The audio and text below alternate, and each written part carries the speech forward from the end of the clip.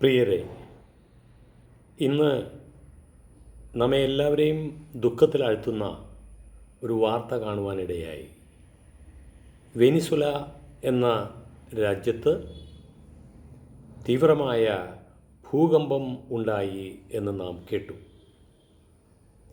7.1 7.5 തീവ്രതയുള്ള 2 ഭൂകമ്പങ്ങളാണ് അവിടെ ഉണ്ടായത്.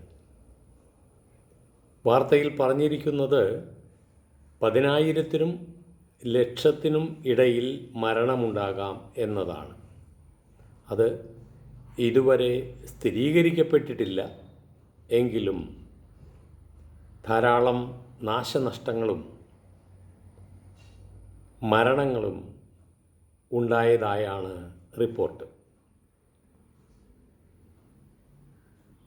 മനുഷ്യൻ്റെ അവസ്ഥ ഇതാണ് എന്ന് നമ്മെ ഓർമ്മപ്പെടുത്തുന്ന ഒരു സംഭവമാണത്.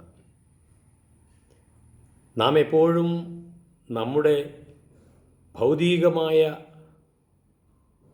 ശക്തിയെ സംബന്ധിച്ച്, നമ്മുടെ നേട്ടങ്ങളെ സംബന്ധിച്ച് എല്ലാം നമുക്ക് ഒത്തിരി ഉത്കണ്ഠയുള്ളവരാണ്. എന്നാൽ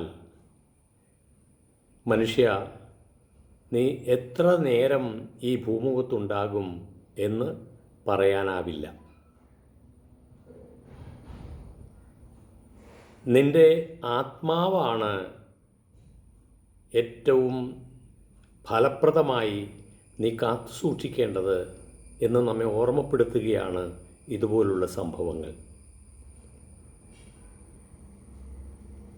2019 നമുക്ക് ഓർമ്മയുണ്ട്, കോവിഡ് മഹാമാരിയിൽ എത്രയോ പേർ മരണമടഞ്ഞു.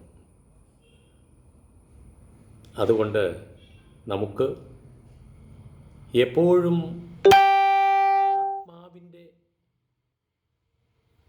നേട്ടത്തിനു വേണ്ടി, ശരീരത്തിൻ്റെ നേട്ടത്തിനല്ല, ആത്മാവിൻ്റെ നേട്ടത്തിന് വേണ്ടി നമുക്ക് യത്നിക്കാം. നമ്മുടെ ആത്മാവ് ഒരിക്കലും മരിക്കുന്നില്ല. ഈ ആത്മാവ് എന്നും നിലനിൽക്കുന്നതാണ്. ഇവിടെ നാം ചിന്തിക്കുന്നതും സംസാരിക്കുന്നതും പ്രവർത്തിക്കുന്നതുമെല്ലാം ആ ആത്മാവിനെ പോഷിപ്പിക്കാൻ വേണ്ടിയുള്ളതായിരിക്കണം.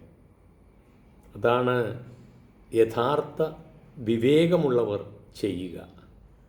അതിന് ഏവർക്കും സാധിക്കട്ടെ എന്ന് ഞാൻ ആശംസിക്കുന്നു.